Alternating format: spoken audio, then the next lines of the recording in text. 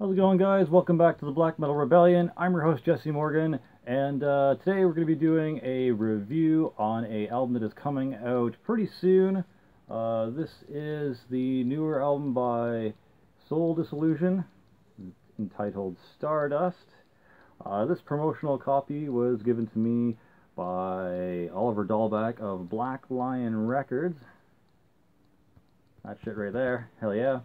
But yeah. If you haven't heard of Soul Dissolution, and I'd actually be surprised if you have. They're, like I said, they're a pretty new black metal related group. They're kind of an atmospheric slash post black metal group from Belgium, or at least it says so on their Facebook page. Now they have they had two members.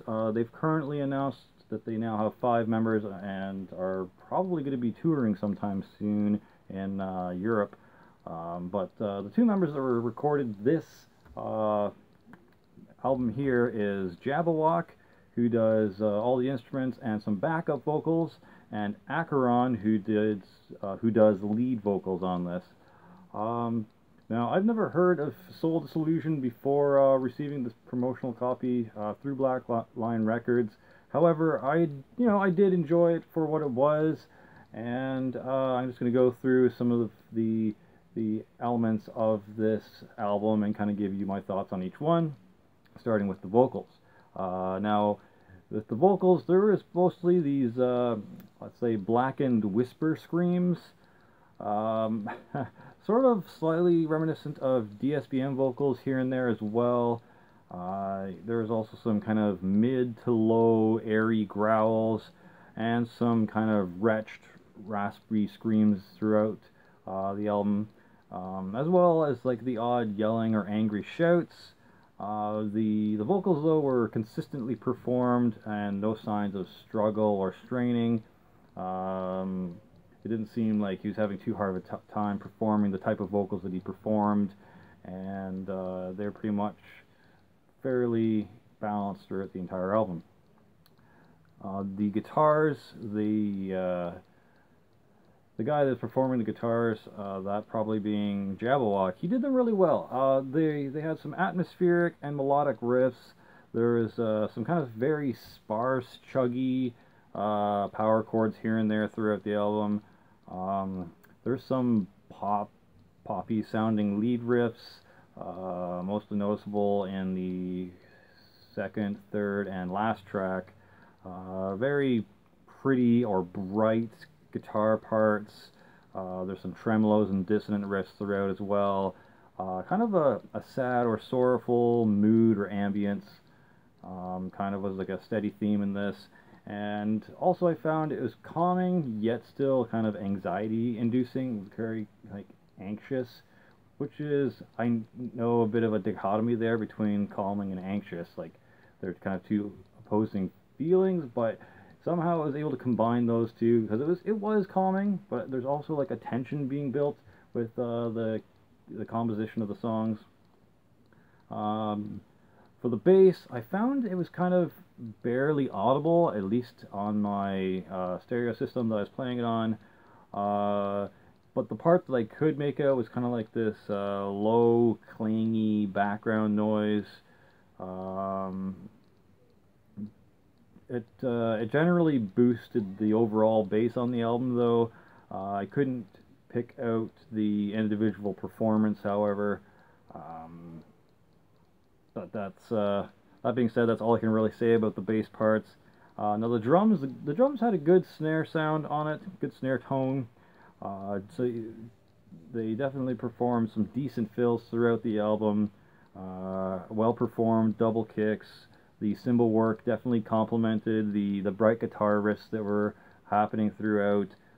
He kept great timing, great accompaniment. Never felt too flashy, didn't also feel too simplistic either. It complemented the rest of the compositions in the album very well. It was slow when it needed to be slow, it was fast when it needed to be fast, it was light and high in atmosphere when it needed to be that, it was low and chuggy when it needed to be that. So yeah, overall really, really good performance on the drums. A couple of my favorite songs on this release was Circle of Torment, minus that kind of lead riff that kind of came in at the beginning and kind of came back at the end. It was a little too poppy sounding.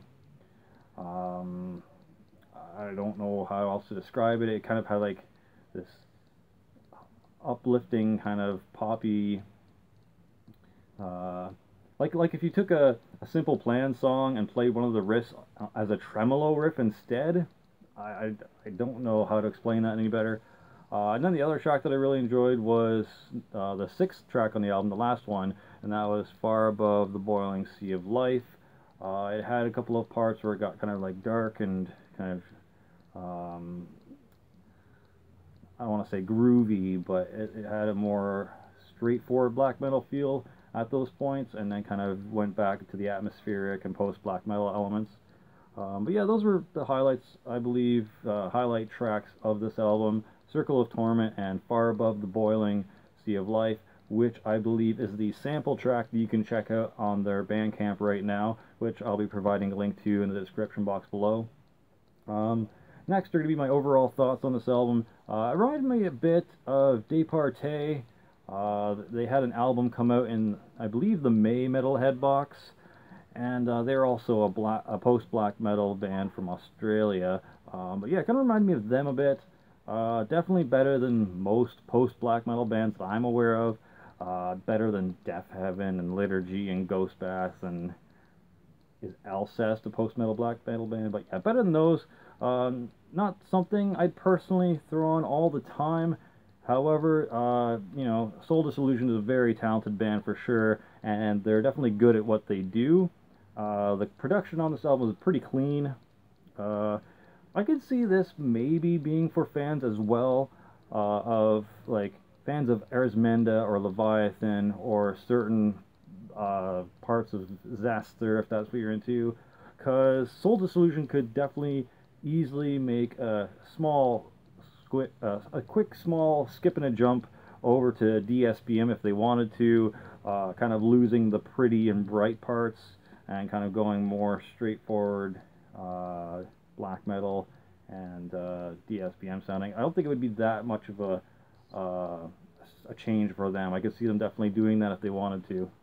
So yeah, definitely check them out if you're into post black metal or atmospheric black metal or even DSBM, because there's parts of all of that in there, and should be something that you could, you know, enjoy and be able to bounce off of.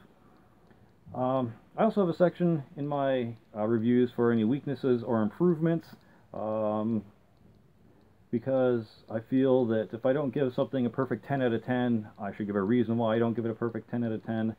And I would rate this personally as about a 6.5 out of 10, but I don't mean that 6.5 to come off in the wrong way. It's just my personal preference for black metal isn't post-black metal or a lot of atmospheric black metal, but like I said, they are very talented.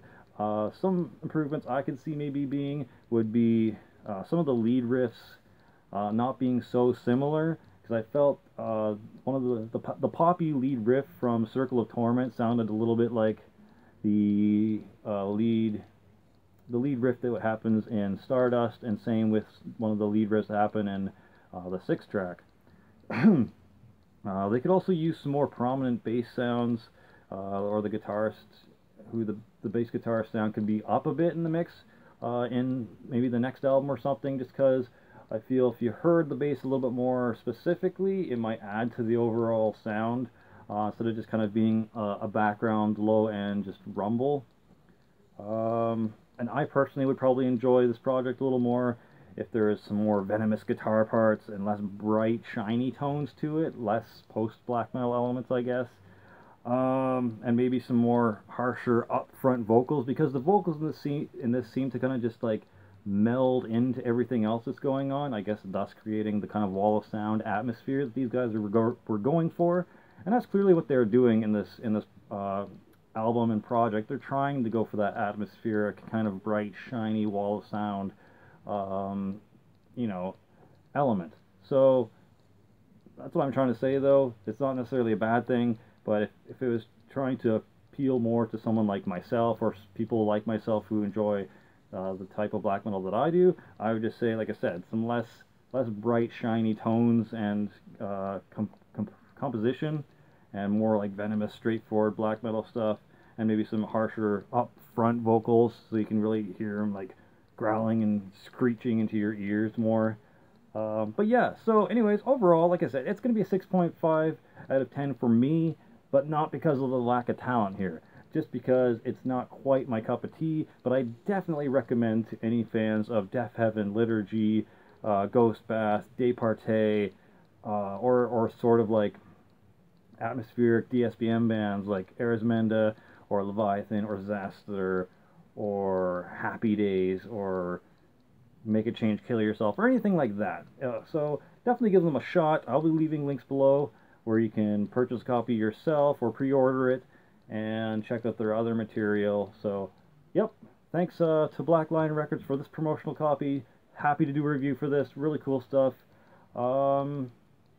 That's it. For Glory, for the Rebellion, Slimerella out.